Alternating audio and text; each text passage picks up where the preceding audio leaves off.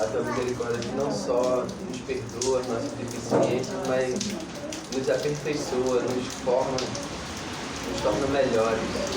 Muito obrigado pela tua palavra que nos orienta e nos dá direção, que nos faz ouvir a tua voz. Então que a tua voz seja ouvida hoje por nós através do que vai ser ministrado aqui. Que o teu Espírito Santo nos conduza, que essa palavra seja escrita no nosso coração e no nosso entendimento, que faça diferença em nossas vidas, que sejamos praticantes e não apenas ouvintes da tua palavra. Em nome de Jesus. Amém. Amém. Graça e a paz do Senhor Jesus. 2 Samuel, capítulo 6.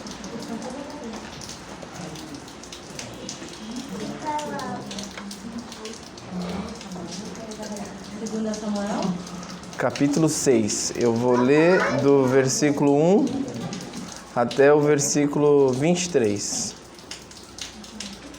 Que é o capítulo todo, né? 2 Samuel 6. Todo mundo sabe a musiquinha? Gênesis, Êxodo, Levítico, Número, Deuteronômio, Juízes, Ruth, Samuel. Aí a gente para, viu? Então é facinho chegar. Eu vou ler numa versão bem simples, tá? Muita gente nem gosta dela, mas hoje eu quero ler nessa versão... não é nem NTH, tradução da linguagem de hoje. Bem simples mesmo.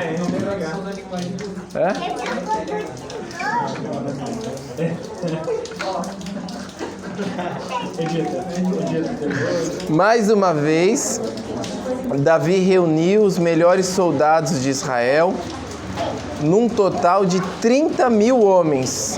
Levou-os à cidade de Baalá, em Judá, para pegarem a Arca da Aliança, que tem o nome do Senhor Todo-Poderoso, que se assenta no seu trono entre os querubins. Colocaram a arca num carro de bois, novo, e a tiraram da casa de Abinadab, que ficava no monte. Azá e Aiô, filhos de Abinadab, guiavam o carro, que carregavam a arca. Aiô caminhava na frente. Davi e todos os israelitas dançavam e cantavam com todas as suas forças em louvor a Deus, o Senhor. Eles tocavam harpas, liras, tambores, castanholas e pratos. Quando chegaram ao campo de descascar cereais, que pertencia a Nacon, os bois tropeçaram. Então Uzá estendeu a mão e segurou a Arca da Aliança. O Senhor Deus ficou irado com Uzá por sua falta de respeito e o matou. E Uzá morreu ali, ao lado da arca. Davi ficou furioso, porque o Senhor, na sua ira, havia castigado Uzá. Assim, até hoje aquele lugar é chamado de Pérez Uzá. Então Davi ficou com medo de Deus, o Senhor, e disse: E agora, como é que eu poderei levar comigo a Arca da Aliança? Assim, Davi resolveu não levar a arca para a sua cidade de Jerusalém. Em vez disso, ele mudou de direção e a levou para a casa de Obed-Edom, que era da cidade de Gate. A Arca da Aliança ficou ali 3 meses, e o Senhor abençoou Obed-Edom e a sua família. O rei Davi soube que, por causa da arca, o Senhor havia abençoado a família de Obed-Edom e tudo o que ele tinha. Então,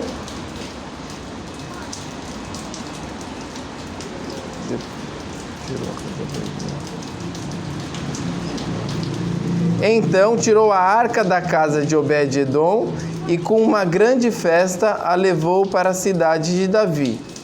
Depois que os homens que carregavam a arca deram 6 passos, Davi ofereceu a Deus um sacrifício, um touro e um bezerro gordo.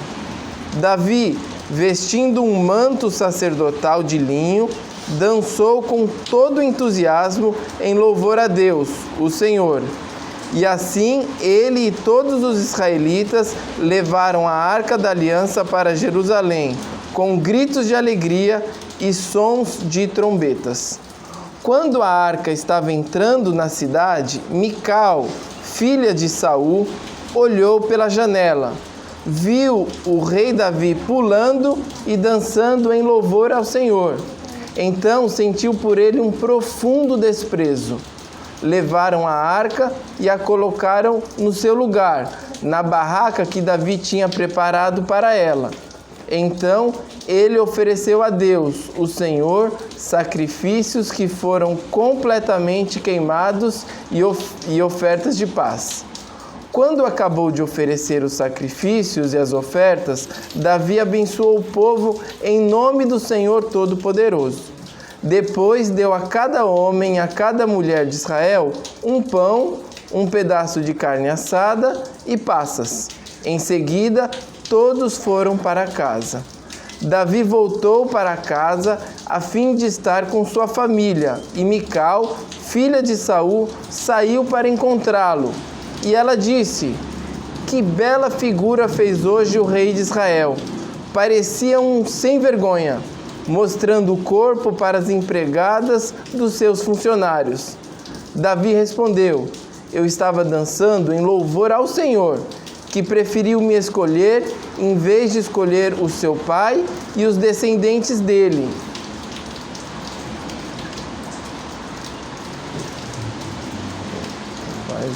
"E me fez o líder de Israel, o seu povo, pois continuarei a dançar em louvor ao Senhor e me humilharei ainda mais diante dele. Você pode pensar que eu não sou nada, mas aquelas moças de quem você falou vão me dar muito valor. E Mical, filha de Saul, nunca teve filhos." Senhor Jesus, fale conosco. Obrigado por tua palavra. Nos encha de paz, de alegria e que saiamos daqui melhores do que nós chegamos. Em teu nome, amém.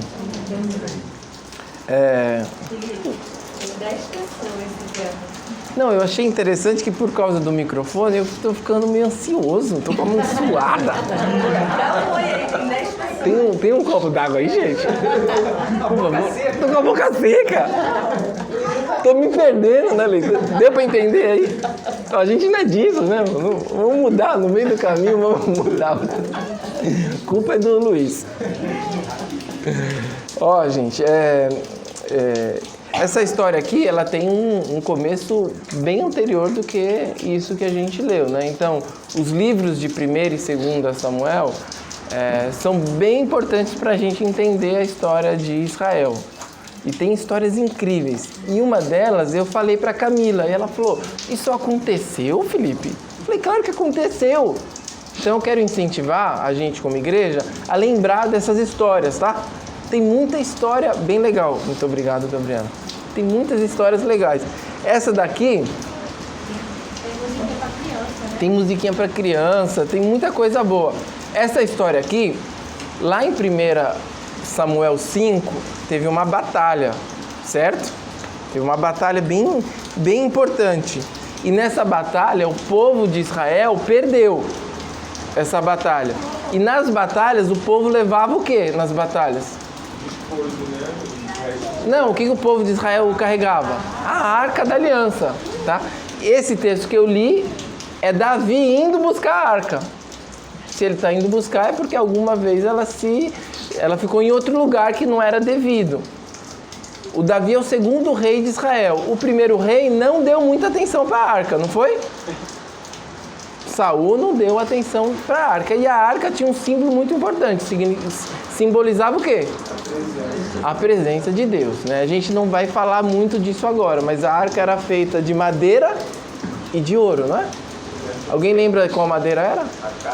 De acácia. Então, madeira e ouro é um pouco completamente homem, completamente Deus. É uma madeira que se desfaz no tempo, mas o ouro permanece. Então, é o símbolo de Jesus. Lá dentro daquela arca, tinha, por exemplo, uma vara, né?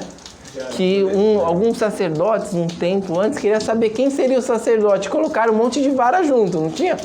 E uma daquelas varas floresceu, não floresceu? Era a vara de quem? Arão. De Arão. E daí colocaram a vara de Arão dentro dessa arca, que era de madeira, coberta de ouro, e tinha uma varinha lá dentro. Lembra de Moisés? Ele desceu com as tábuas da lei. As tábuas da lei estavam dentro da arca. E tinha também, quando eles passaram aqueles 40 anos no deserto, eles foram alimentados com o maná, o pão vivo que desceu do céu, estava lá dentro da arca. Quem é o pão vivo que desceu do céu? Quem é a palavra viva? Quem que é o remanescente de Deus? Então aquela arca ali representava o Cristo, Jesus. Então a gente evangélico, cristão, olha para a arca e lembra de Jesus e vê que o primeiro rei de Israel não deu muito valor para aquela arca. E em cima, a tampa, o propiciatório, né, 2 anjos com as asas voltadas para o centro, e aquela arca era um símbolo da presença de Deus. Aquela presença era tão poderosa que chegou um momento que ela não podia ficar entre o povo. Fizeram o tabernáculo onde?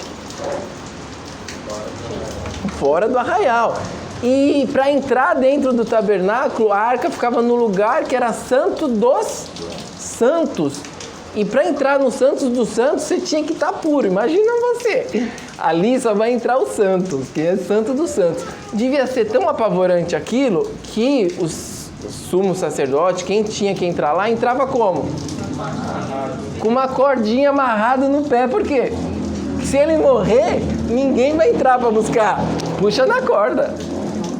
Olha que história, né? Não é incrível essa história? E essa arca foi levada pelos filisteus. E ela foi levada, os filisteus pensaram, ganhamos a guerra. Vamos colocar essa arca na presença do nosso Deus. Quem que era um dos deuses dos filisteus? Dagon, né? Não é Dagon? Dagon é um homem-sereia gigante, uma estátua de um homem-sereia. E colocaram a arca na frente de Dagon, aquele homem-sereia de pedra. E o que aconteceu com a estátua de Dagon? Caiu e quebrou. E daí eles ficaram, não, que é isso? Será que é uma coincidência? Depois quebrou, estraçalhou os braços. É cada história incrível, né? A gente tem que contar mais isso. E daí eu contei pra Camila. E sabe o que aconteceu? Eles tiveram uma peste de ratos. E além de ratos, eles ficaram com hemorroidas. E daí eles tinham 5 estados dos filisteus. E para onde ia a arca, dava problema. E daí para devolver a arca, sabe como eles devolveram? Fizeram ratos de ouro. E o que mais de ouro? Hemorroida de ouro. E entregaram de volta. Não é muito legal, não é muito legal? É sensacional, cara. Não, sério, é sensacional.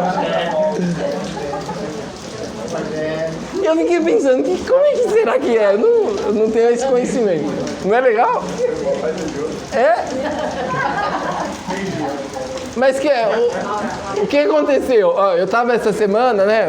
Eu tava essa semana orando, falando, o que eu falo domingo, meu Senhor Jesus, li um pouquinho. E daí eu tava andando, sabe o que eu pensei? Abinadab. Abinadab. Eu falei, o que é Abinadab mesmo? Quem que é o tal de Abinadab? Então, Abinadab é o cara que conseguiu receber essa arca. E durante 20 anos a arca ficou lá na casa do Abinadab, tá? Ficou na casa dele. E muita gente, eu já escutei, falou, nossa, a arca ficou na casa da Abinadab e nada aconteceu. Não se fala nada sobre isso. Poxa, gente, só de ter ficado na casa dele, eu acho que é uma grande honra. E no texto que a gente leu, os filhos de Abinadab, eles não estão carregando a arca, porque quem carregava a arca? Só sacerdote. Eles não carregaram, mas a arca escorregou e eles colocaram a mão. E só de colocar a mão, o que aconteceu?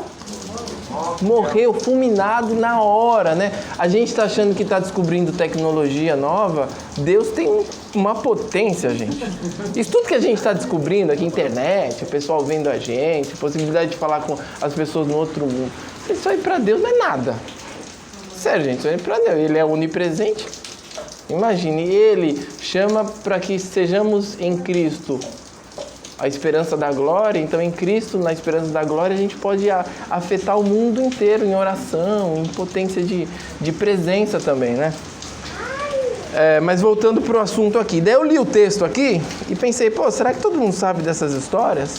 A gente sabe, né? Quem não sabe, vamos começar a contar mais. Aqui a nossa igreja é muito bacana, porque tem um monte de gente que conta histórias.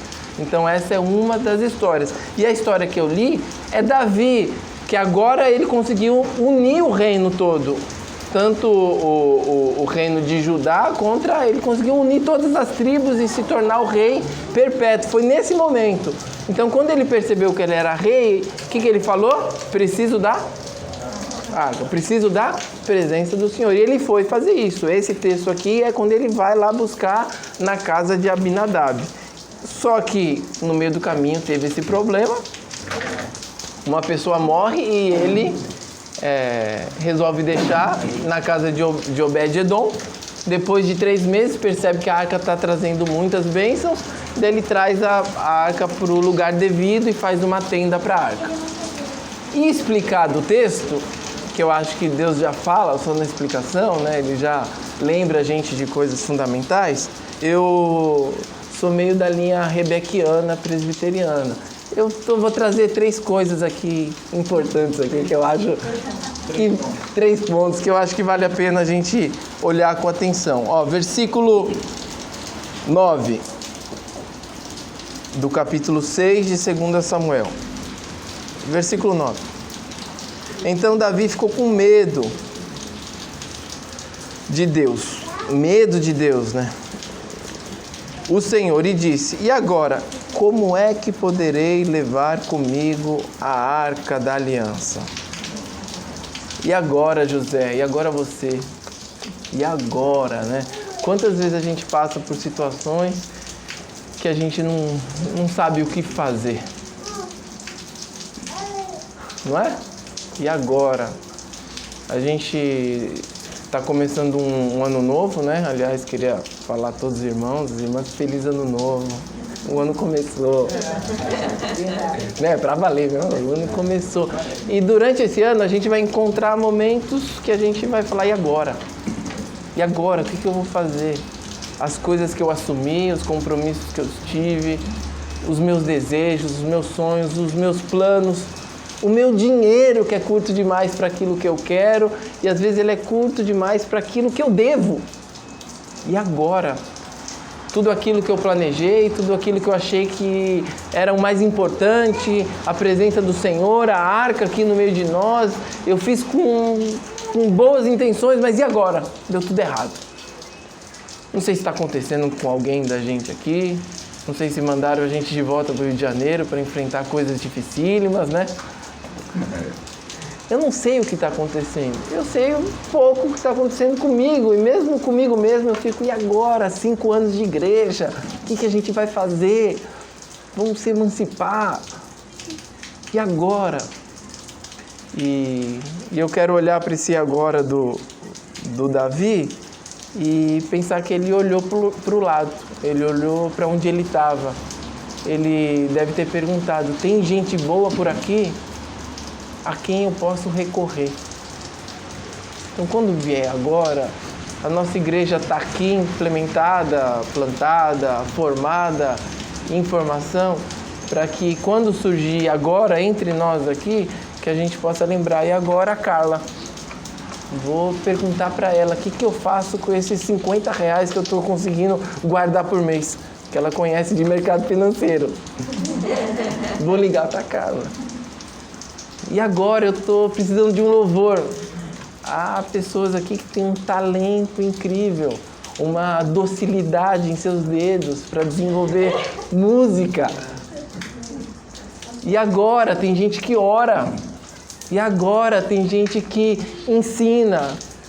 E eu espero que nos nossos agoras, como parte dessa igreja que somos nós, que a gente olhe e ache lugares acolhedores para a gente cuidar daquilo que é fundamental para a gente. No caso aqui é a arca, e Davi, no agora dele, no medo, no desespero, ele encontrou pessoas. seja pessoas do agora do outro. E que encontremos pessoas no nosso agora.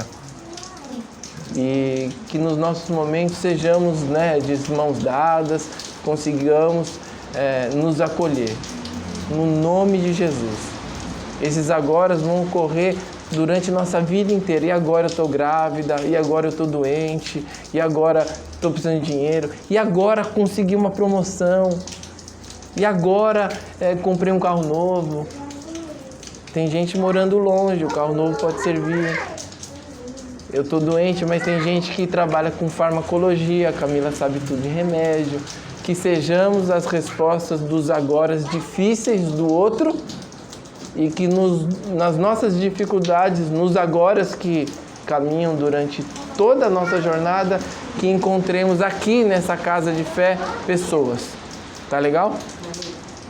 E agora, Felipe, eu tenho a Denise, eu ligo para ela. A outra Denise está lá em Cabo Frio, mas eu posso ligar para essa Denise aqui, que vai me dar um colo, um carinho, que saibamos viver assim.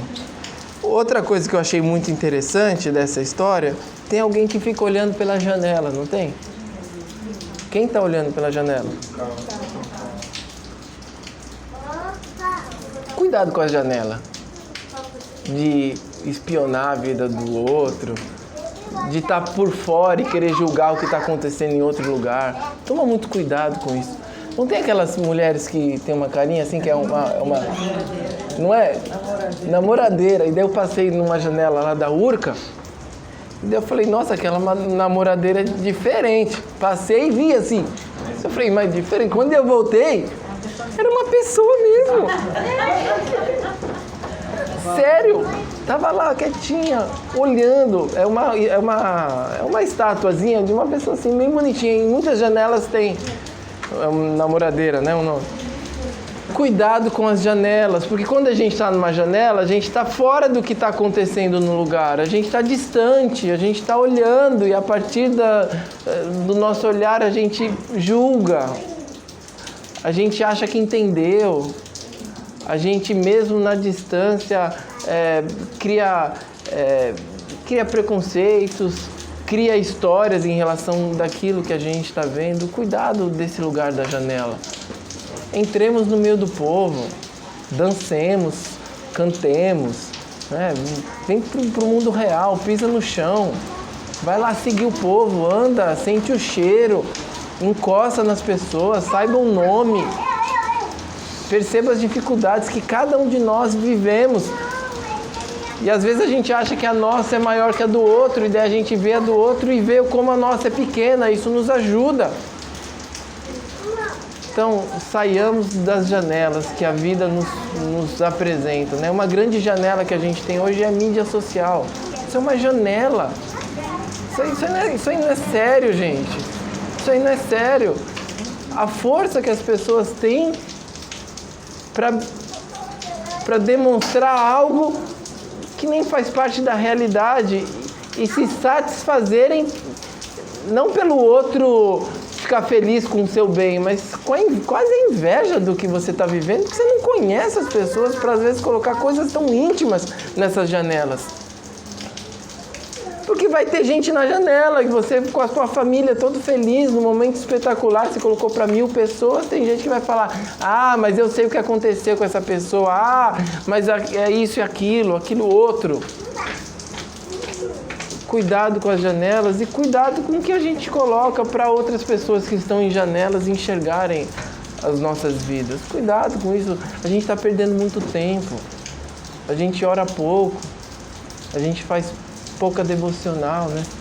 Eu fiz uma devocional, achei tão bonita, só que daí eu leio em inglês, a Camila vai me corrigindo. A gente tem um devocionário em inglês. Daí eu mandei para algumas pessoas, eu falei, Gabriela, traduz aí. Alguém escutou? Bonito, né? A gente quando a gente... outra mensagem, deixa isso pra lá. Mas vamos fazer devocional em casa. Vamos falar cada vez mais manso, mais tranquilo. Vamos valorizar o que é bom. Vamos partir o pão. Vamos ter reuniões de orações em nossas casas. Quem não pode vir aqui de quinta E quem não pode vir de terça, tem obrigação de pelo menos a 15 dias ter uma coisa lá na casa de vocês. Ou que seja uma vez por mês. Fazer reunião familiar, chamar um amigo que não viria para o ambiente da igreja. Saiamos das janelas. E tomemos cuidado com aqueles que estão em janelas nos observando. Certo? Então a primeira coisa e o no agora, que sejamos o agora, na saída do outro, e que encontremos nos irmãos as saídas para os nossos agoras dificílimos, o cuidado com a janela, tanto de ficar olhando, como de ficar se expondo.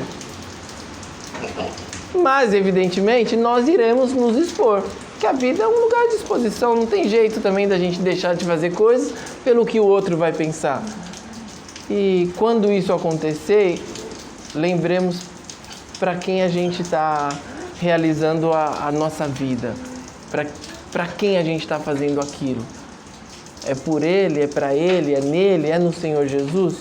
Porque se for nele, também desencana com a torcida e siga. Olha do que o Davi fala: e me humilharei ainda mais diante dele. Se isso que eu estou fazendo pode parecer ridículo, né? O que a Mical fala pro Davi, que teve desprezo por ele. Se o que a gente está fazendo causa algum tipo de desprezo, desconforto, dificuldade para outras pessoas que estão de fora, se isso foi feito diante do Senhor, para o Senhor e no Senhor, continue e se humilhe diante do Senhor. Faça isso, mesmo que a torcida toda fala, não, você não deveria fazer isso, mas você sabe que é para o Senhor. Aqui o Davi é dançando, é cantando, é colocando a veste sacerdotal. Eu não sei que tipo de coisa a gente faz que possa causar esse espanto. Mas independente disso, que no nome de Jesus, tudo aquilo que nós fizermos, independente dos medos, independente das janelas, que sejam feitas diante do Senhor. Cada coisa para o Senhor. Então, não é fácil, mas eu preciso tratar a Camila diante do Senhor. Eu preciso tratar a Camila diante do Senhor. Eu preciso tratar vocês diante do Senhor. Que isso volte à nossa origem como cristãos. Tudo é feito para Ele, é nele, é por Ele. E a gente se humilha diante dEle. E os nossos agora são compartilhados nas nossas dores. As questões das torcidas, das pessoas que estão em janela, o nosso lugar da janela, ele se minimiza e a gente age diante do Senhor. Seja num toque, seja numa palavra, seja num olhar, seja num cuscuz, seja num pão, seja num louvor, seja num aconselhamento, seja numa visita, seja onde for, seja diante do Senhor e diante do Senhor que saibamos nos humilhar. Outra questão que está fora desses 3 pontos eu quero pedir assim para a gente, e eu falo para mim mesmo, cuidado com as coisas que são de Deus. Que a gente não perca o temor, tá? Que a gente não coloque a mão em qualquer lugar sem o devido respeito. Temor. A gente está aqui como família, sentado em roda, não temos um púlpito, não tem uma placa aí na frente dizendo que aqui é uma igreja, mas nós somos igreja, nós estamos abrindo a palavra de Deus, a presença daquele Deus que se representava em arca, que derruba Dagon de suas estátuas, que leva hemorroidas, que leva pestes de ratos, que faz uma pessoa morrer só porque colocou uma mão para segurar, é a mesma presença que está aqui. Então tenhamos temor diante de Deus. Temor com as nossas palavras, com os nossos gestos, com os nossos pensamentos. Temor. No temor de Deus está a sabedoria. E que em nome de Jesus sejamos agora uns dos outros, que as nossas janelas sejam janelas límpidas, que não nos preocupamos tanto com aqueles que estão em outras janelas, mas que tenhamos o devido cuidado, porque a gente está no mundo de exposição, e que a gente se humilhe diante de Deus. Que Deus nos abençoe, nos guarde. A gente vai cantar mais um louvor, tá? E boa semana, feliz ano novo. Nesse louvor, os que desejarem com alegria trazer ofertas e dízimos, fiquem à vontade.